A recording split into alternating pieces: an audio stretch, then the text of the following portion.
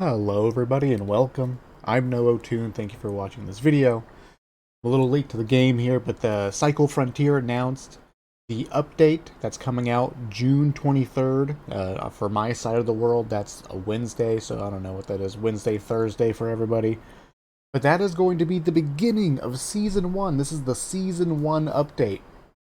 And the big news that it's going to be introducing here is the pass, the battle pass, what we all sort of been waiting for the longevity content that the game is going to be offering. Real quick here, right? 950. 950 will be the premium currency purchase for the battle pass, the Fortuna pass. Personally, I'm going to be putting in effort to be a free-to-play player, so I don't know how much this is money-wise. I don't know what this is in real life money. But it seems attainable to me. Being a free-to-play player, I'm currently at like 450-ish Aurum premium currency here. So it feels like probably like every other battle pass, I'll probably be able to purchase it for free. And just like any typical battle pass here, you'll be able to unlock, when you unlock the paid side of it, you'll get XP boosters and new skins, melee weapons, emotes, banners, charms, and oh so much more. But what we've come to expect with a typical battle pass is that there will be a free track. So you don't need to purchase it to unlock some of the content. You'll still have access to some of it, obviously very limited. But they say in the free track you'll have weapon supply crates, resources, actually unlocking more premium currency, and salvage tokens for the premium insurance. The insurance that actually gives your gear back. So, pretty exciting news. And that's really the biggest part of this particular update here. They'll be doing Twitch drops in celebration.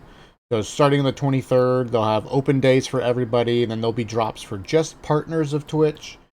And then they'll have Twitch drops for affiliates, sort of like a shout out to the smaller streamers for the Cycle community. Very cool that they're doing this at all. Actually for affiliates only, to sort of encourage you to go watch those small streams. Back to partners only, and then the last bit of the week there'll be open days where everyone who's streaming the Cycle will have drops enabled. I don't think they really mentioned too much what the drops are. I imagine some cosmetics. That's my guess. And maybe some loot and stuff like that. Now, they made some changes here to like creature spawns for particular missions, respawn timers for enemies and loot. And as well as they did some tweaking to the matchmaking, to the MMR. So if you're feeling like you keep running into trios and duos and things like that, this might reduce the chances of that based off of how the MMR works. This is huge. I think this is like the second big thing that they're doing in this update. You can now craft altered nickel.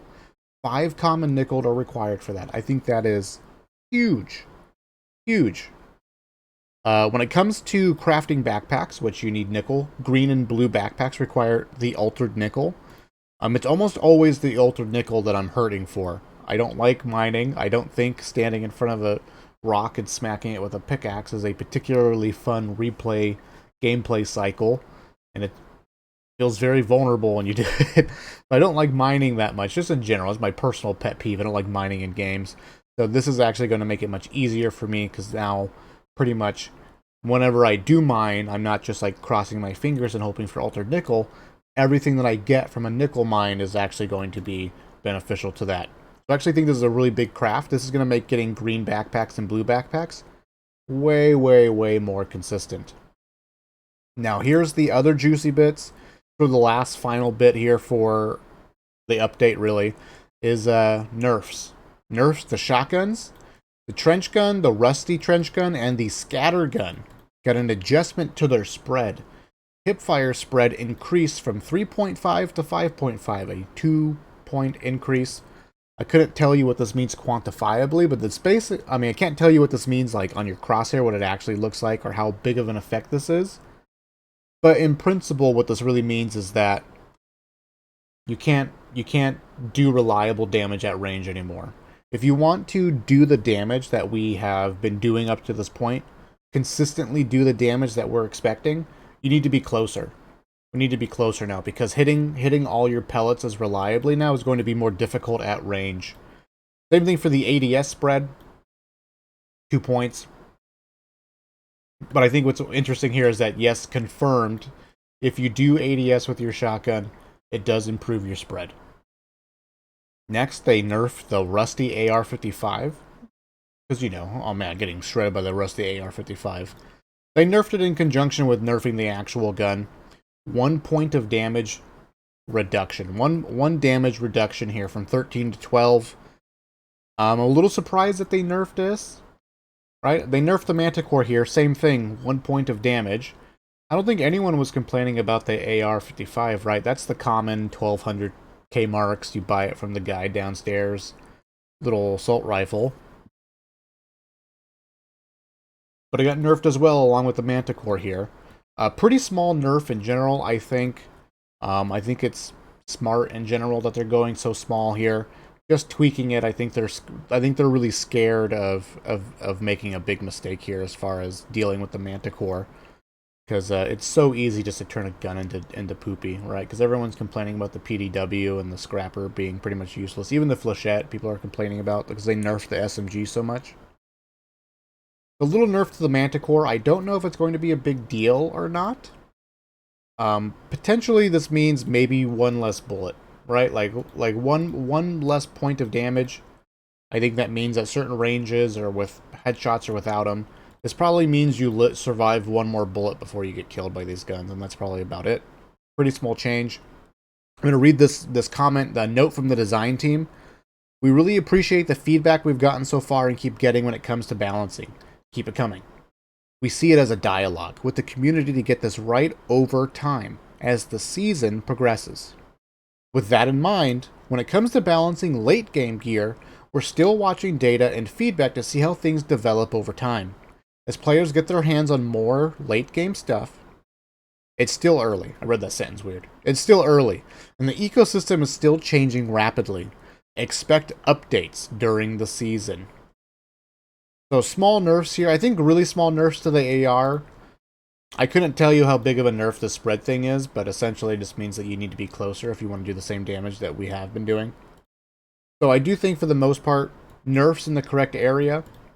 Maybe not the AR-55. I mean, its pen is so low. But for the most part, we'll see how the Manticore feels after this.